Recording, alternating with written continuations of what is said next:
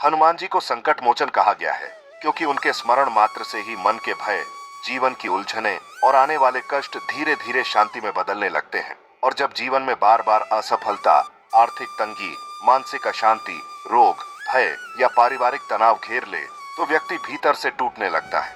ऐसे समय में हनुमान जी से जुड़े सरल और सात्विक उपाय मनुष्य को फिर से खड़ा होने की शक्ति देते हैं। हर समस्या के समाधान के लिए हनुमान जी के उपाय आगे इस वीडियो में बताने वाले हैं।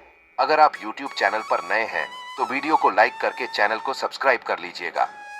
पहला उपाय ये है कि प्रत्येक मंगलवार या शनिवार को सूर्योदय से पहले उठकर स्नान के बाद मन ही मन अपने जीवन की पीड़ा हनुमान जी को सौंपते हुए उनका नाम ले और लाल वस्त्र धारण करें।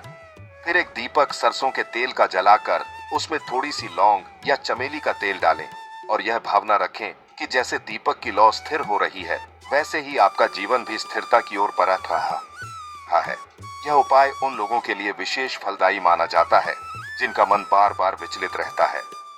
दूसरा उपाय यह है कि जब भी जीवन में भय या अनिश्चितता महसूस हो तो हनुमान चालीसा का पाठ केवल होठों से नहीं बल्कि अपने अनुभवों को याद करते हुए करें।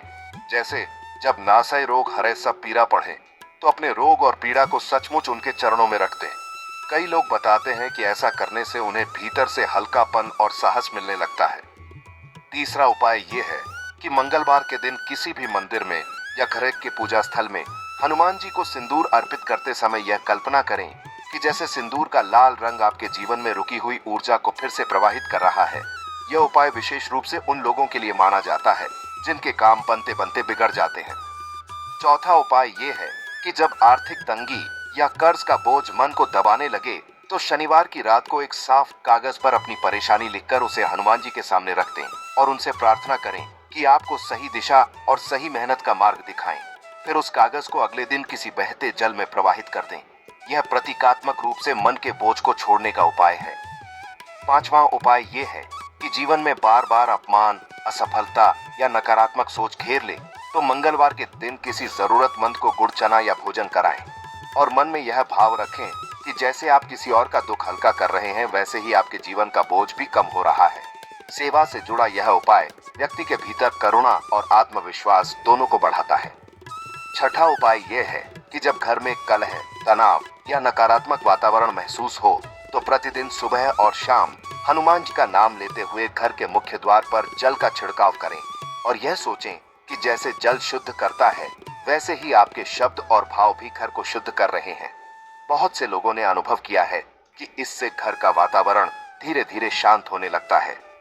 सातवां उपाय ये है कि जीवन में निर्णय लेने की शक्ति कमजोर पड़ गई हो और बार बार भ्रम की स्थिति बनती हो तो मंगलवार के दिन मौन रहकर केवल हनुमान जी का ध्यान करें। मोबाइल और बाहरी शोर से दूर रहकर कुछ समय स्वयं के साथ बिताएं और उनसे यह प्रार्थना करें कि वे आपको सही और गलत में फर्क करने की शक्ति दें। यह उपाय मन की स्पष्टता बढ़ाने में सहायक माना जाता है। आठवां उपाय ये है कि जब शारीरिक कमजोरी, आलस्य या आत्मबल की कमी महसूस हो तो प्रातः काल खुले स्थान पर खड़े होकर गहरी सांस लेते हुए जय हनुमान का उच्चारण करें और अपने शरीर में ऊर्जा का संचार महसूस करें। यह उपाय व्यक्ति को भीतर से मजबूत करने की भावना देता है और उसे अपनी क्षमता पर भरोसा करना सिखाता है। नौवां उपाय यह है कि जिन लोगों को बार बार डरावने सपने, अनजाना भय या नकारात्मक विचार परेशान करते हों वे सोने से पहले हनुमान जी का स्मरण करते हुए अपने मन को शांत करें और यह भावना रखें कि आप उनकी छाया में सुरक्षित हैं। धीरे धीरे यह अभ्यास मन को निर्भय बनाता है।